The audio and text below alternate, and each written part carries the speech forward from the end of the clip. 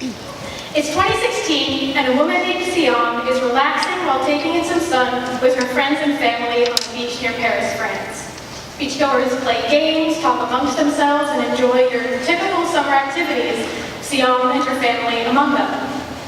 On this beach, on this pleasant afternoon, there was no sign of conflict or disruption. That is, until a group of armed police officers approached Sion and demanded that she and her female family members remove their clothes or leave the beach. Why?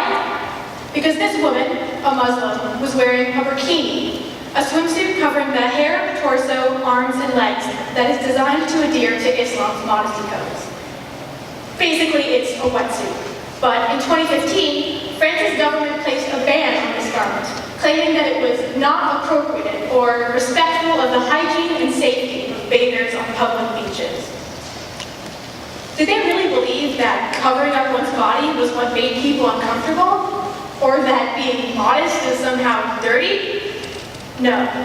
This isn't what bothered the French government. The problem was that this woman was not covered up in a way that they were comfortable with. And if you think the French are just being French in this line of thinking, then you probably aren't paying attention to what happens here in the US, or for that matter, the rest of the world.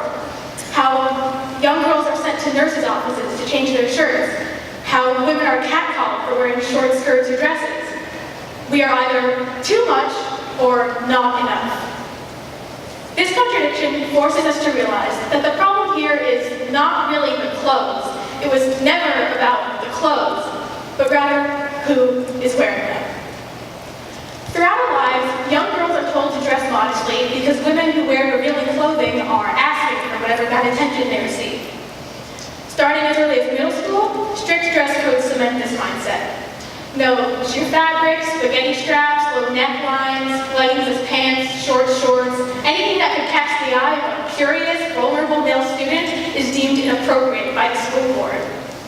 Last year in North Carolina, a high school senior was banned from all end-of-year activities, including her own graduation, because she stood up to her principal after he told her that her shirt, which revealed her collarbone and shoulders, was too distracting.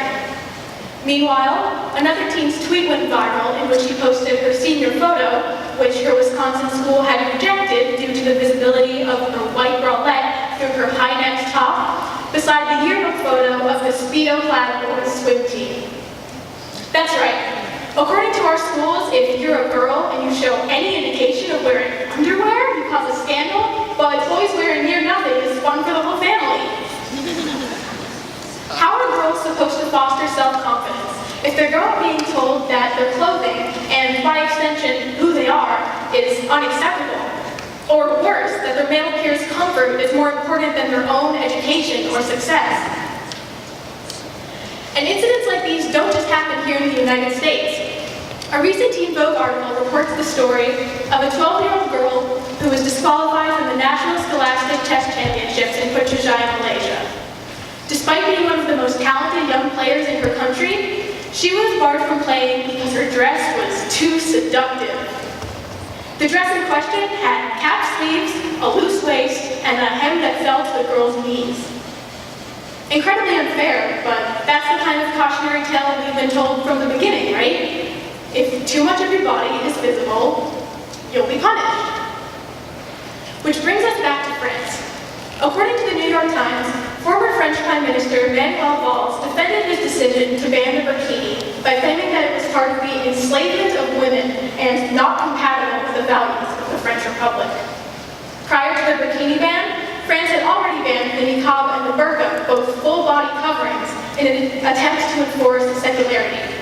The enslavement Mr. Valls speaks of implies that Muslim women choose to be oppressed, thus revealing itself to be merely a thinly veiled excuse, not for the discomfort around exposed skin, but for France's blatant intolerance of certain minorities. Intimidated or made uncomfortable by a woman's decisions, and by extension her chosen apparel, societies create bans and dress codes in order to keep them in place. The tournament director in Malaysia was not upset by the girl's dress itself, but by the fact that she was intelligent and skilled enough to rank in a countrywide male-dominated competition. And would the French police have approached a sunbathing nun and demanded that she remove her wimple and habit?